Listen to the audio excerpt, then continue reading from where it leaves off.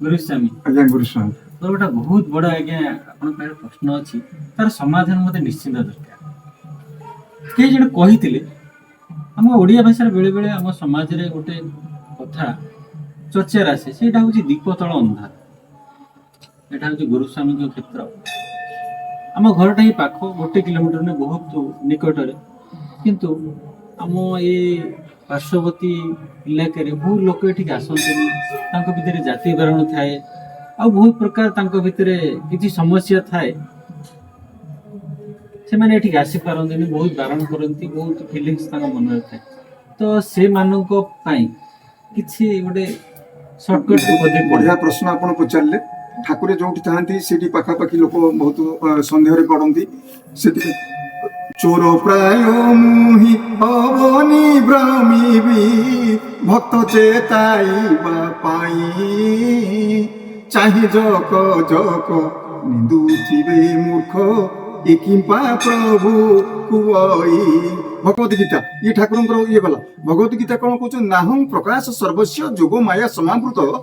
मुंडयं न अभिजानाति माम लोकम अजम अव्ययम मु सबु जगह ये अच्छी किंतु जोगमाया द्वारा आवृत होगी मत कहीं जानी पारती मु गोटे सेकेंड चाहिए प्रहलाद जमी कहला हिरण्यकश्यप कौन ये तो हरि कौन ये अच्छा ना हाँ ये अच्छा से कुंभर बाहर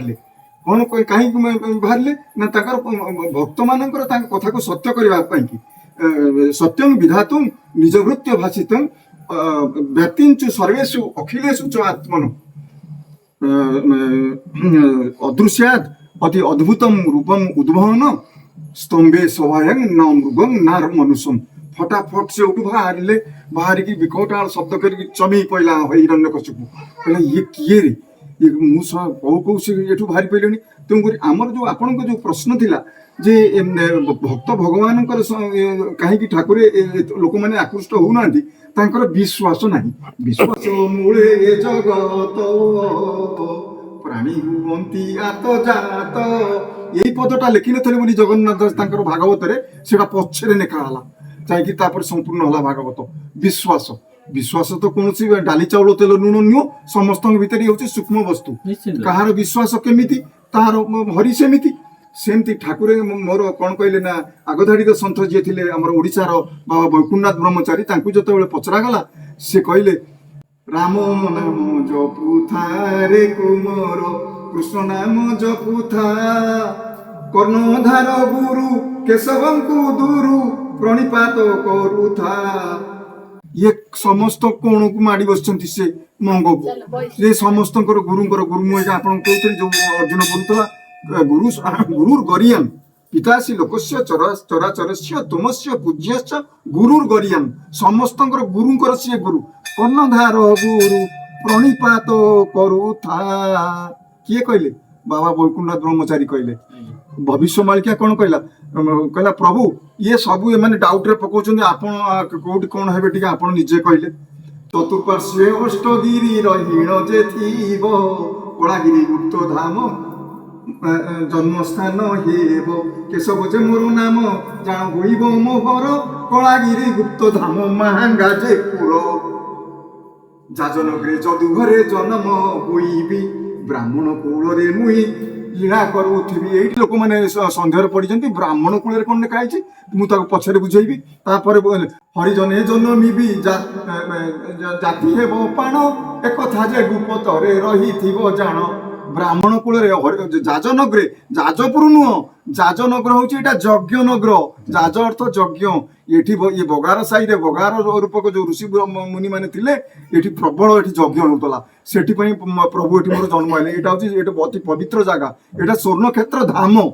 तेणुक जाजनगरे जदुघरे जन्म होइबी ब्राह्मण कूल मुहि लीला करुथी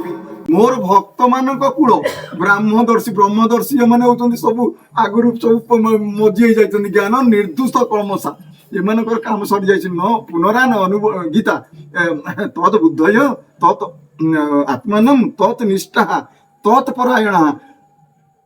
गच्छन्ति अपुनरावृत्ति ज्ञान निर्धूत परमसा जेमती आमे सोडा को पकईकरी लुगा को जेमती गरम पानी रे सिझेई दो भक्त मान एते ताकर कष्ट सही परीक्षा देकर उत्तीर्ण हो जाइछन्ति सी पूरा तांकर देहरा कोनसी मन रे मळी नहीं तांकर लुगारे भी मळी नहीं किछि नहीं दे आर पूरी 100% दे आर प्यूरिफाइड तो this is my message to the whole world this is my message to the whole world that please come to this holy place that is Mahanga where this the supreme commander the supreme god Lord Kesava has played his all with their bhaktas thank you बहुत धन्यवाद बहुत गुरु स्वामी समस्त को जो दर्शक माने देखुथिबे प्रायतः मु एवं मोर अनेक दर्शक अछंती से माने तार उत्तर निश्चिंत पाई जिवे कोन पई एठी बहुत लोक फील करंती आसी पारंती नहीं जोटा दीप तळ अंधार मोर बड़ प्रश्न थिला निश्चिंत पाई जाइथिबे धन्यवाद।